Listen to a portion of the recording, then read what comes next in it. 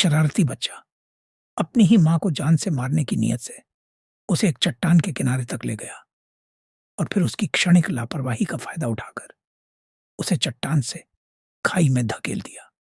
बेखबर मां नीचे गिर पड़ी, लेकिन सौभाग्य से चट्टान पर एक पेड़ की शाखा को पकड़ने में कामयाब रही और बाल बाल मौत से बच गई।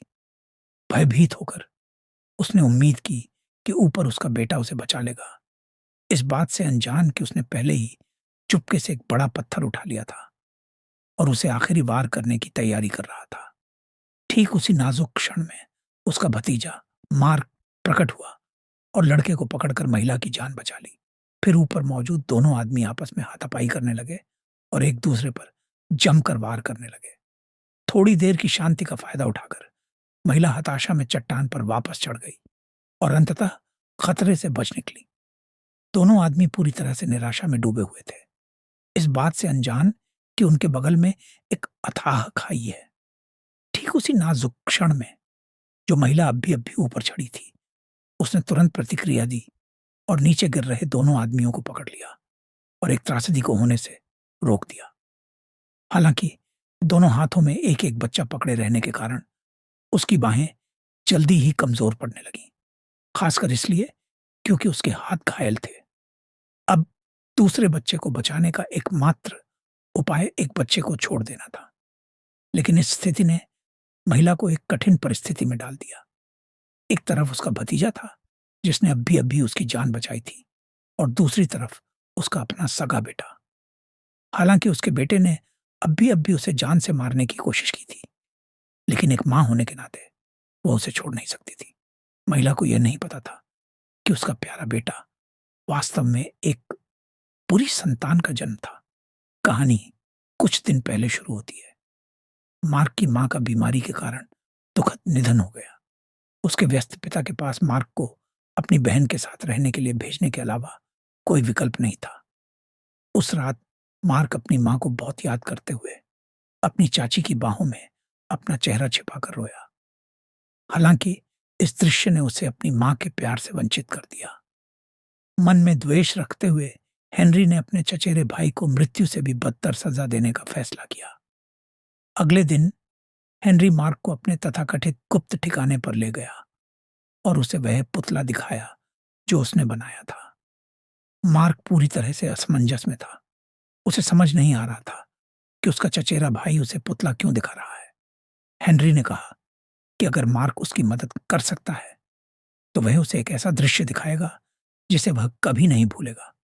उत्सुक होकर मार्क ने बिना देर किए तुरंत हां कर दी।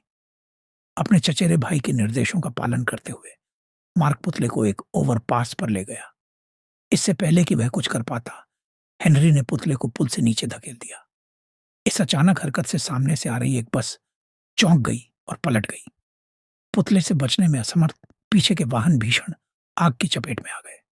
पुतले से लगी आग को देखकर मार्क भयभीत और असमंजस में था। वहीं उसका चचेरा भाई हेनरी एक अजीब सी मुस्कान लिए खड़ा था, मानो किसी मनमोहक दृश्य की प्रशंसा कर रहा हो, यह महसूस करते हुए कि उन्होंने एक बड़ी आग लगा दी है। दोनों तुरंत घटनास्थल से भाग गए। पुलिस की गाड़ियां आती देख वे तुरंत फ्रीजर में छिप गए। मार्क ने अपने चचेरे भाई से पूछा कि उसने ऐसा घिनौना काम क्यों किया। हालांकि हेनरी बेफिक्र लग रहा था और उसने दावा किया कि दुर्घटना के लिए दोनों जिम्मेदार थे। उसने आगे कहा कि अगर किसी की मौत हुई तो मार्क भी इसमें शामिल होगा। यह शब्द सुनकर मार्क की रूह कांप गई। उसने कभी सोचा भी नहीं था कि उसका चचेरा भाई इतना निर्दयी होगा। सौभाग्य से दुर्घटना में किसी को गंभीर चोट नहीं आई, लेकिन इस घटना के बाद मार्क को एहसास हुआ कि उसका चचेरा भाई शैतान है और उसने उसके साथ खेलना बंद कर दिया। अचानक हेनरी पलटकर उसकी बहन को तंग करने लगा। मार्क उसे रोकने के लिए दौड़ा और हेनरी को चेतावनी दी कि वह उसके चचेरे भाई को तंग न करे। लेकिन हेनरी के अगले शब्दों ने मार्क को और भी डरा दिया। तुम्हें मेरी बहन पसंद है ना? वो बहुत प्यारी बच्ची है। ये बहुत बुरा हुआ। अगर कुछ हो गया, अगर उसे तुम्हें चोट लगी, तुम बहुत दुखी हो गए है ना मार्क? तभी उसकी बहन ने मां को ऊपर बुलाया। यह देखकर दोनों आखिरकार रुक गए। हालांकि हेनरी ने झूठ बोला और कहा कि वे बस खेल रहे थे। मार्क को एहसास हुआ कि वह अकेला पड़ गया है। अगर वह सच भी बोलता तो उसकी चाची शायद उस पर विश्वास न करती। हालातों के चलते उसके पास इसे जाने देने के अलावा कोई चारा नहीं था। हेनरी द्वारा अपनी चचेरी बहन को नुकसान पहुंचाने के डर से मार्क लगातार उसके पास ही रहता था। यहां तक कि रात में उसकी रक्षा के लिए उसके कमरे में बने अस्थायी बिस्तर पर सोता भी था। लेकिन फिर भी अगले दिन जब वह उठा तो उसने अपनी चचेरी बहन को बिस्तर से गायब पाया। इससे उसे तुरंत एक बुरा एहसास हुआ। लेकिन जैसे ही वह जल्दी से कमरे से बाहर भागा, उसने अपने चाचा और चाची को बात करते हुए सुना। हेनरी अपनी बहन के साथ आइस स्केटिंग कर रहा था। तभी मार्क को कुछ गड़बड़ महसूस हुई और वह तुरंत आइस रिंक की ओर भागा। हालांकि जब तक वह पहुंचा तब तक बहुत देर हो चुकी थी। अपनी 6 साल की बहन को जान से मारने की कोशिश में बड़े भाई मार्क ने स्केटिंग करते हुए उसे एक खतरनाक जगह पर फेंक दिया। उसके पैरों के नीचे की बर्फ उसके वजन से टूट गई। अगले ही पल अपनी बहन को बर्फीले गड्ढे में गिरते देख हेनरी ने आगे बढ़ने का नाटक किया। उसके पास पहुंचकर उसे बचाने का दिखावा किया। आसपास मौजूद लोगों के कारण उसे यह दिखावा बनाए रखना पड़ा। अपनी बहन की मिन्नतों के बावजूद हेनरी टस से मस नहीं हुआ, बल्कि संतुष्ट भाव से उस दृश्य का आनंद ले रहा था। उसे सोचने का भी समय नहीं मिला। थकी हारी छोटी बहन अनियंत्रित रूप से पानी में डूब गई। जब वह मौत के कगार पर थी, तभी स्केटिंग रिंक के कर्मचारी समय पर पहुंच गए और उन्होंने हथौड़े से बर्फ तोड़कर लड़की को बचा लिया, जो मुश्किल से जीवित थी। उन्हें पता नहीं था कि हेनरी द्वारा अपनी बहन को बेरहमी से नुकसान पहुंचाने का यह कृत्य उसके चचेरे भाई मार्क ने देख लिया था। लड़की को तुरंत अस्पताल ले जाया गया। सौभाग्य से वह केवल अस्थायी कोमा में गई और उसकी जान को कोई खतरा नहीं था।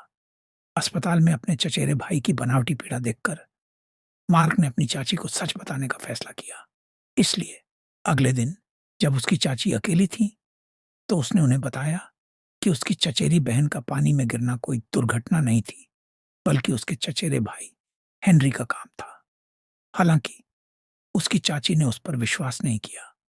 उन्हें विश्वास नहीं हो रहा था कि उनका बेटा अपने ही भाई को नुकसान पहुंचाने जैसा काम कर सकता है। क्या क्या तुम मुझे कुछ बताने की कोशिश कर रहे हो? हेनरी ने कॉनी को जान से मारने की कोशिश की थी और तुम फिर से ऐसा कर सकते हो। इस पर चाची को मार्क की एक तरफा कहानी पर बिल्कुल भी विश्वास नहीं हुआ। उन्हें लगा कि वह मां और बेटे के बीच फूट डालने की कोशिश कर रहा है।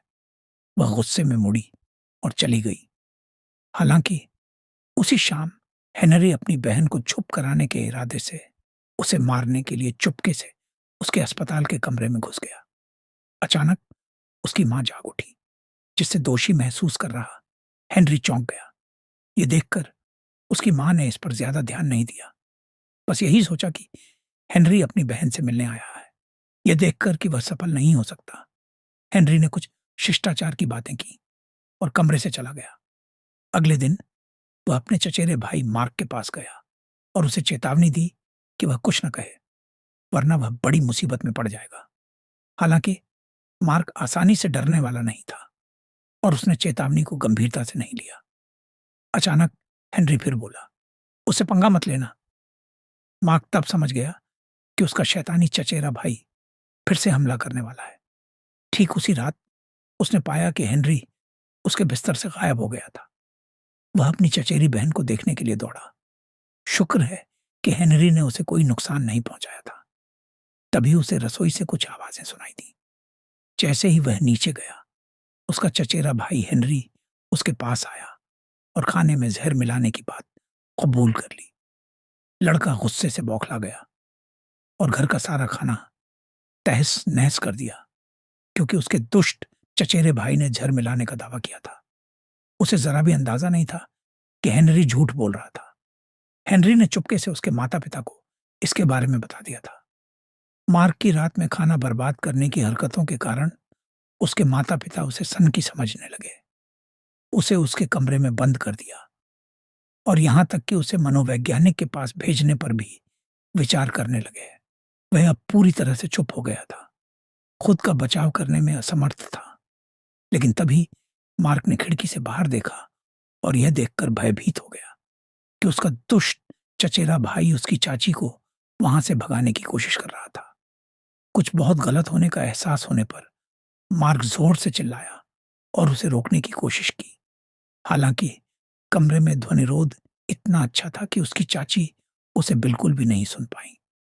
अपनी भोली चाची को अपने शैतानी चचेरे भाई के जाल में फंसते देख मार्क ने गुस्से में आकर शीशा तोड़ दिया और उन दोनों के पीछे दौड़ पड़ा। इसी बीच दूसरी तरफ हेनरी अपनी मां को एक चट्टान के किनारे तक ले गया और तेजी से उसे खाई में धकेल दिया।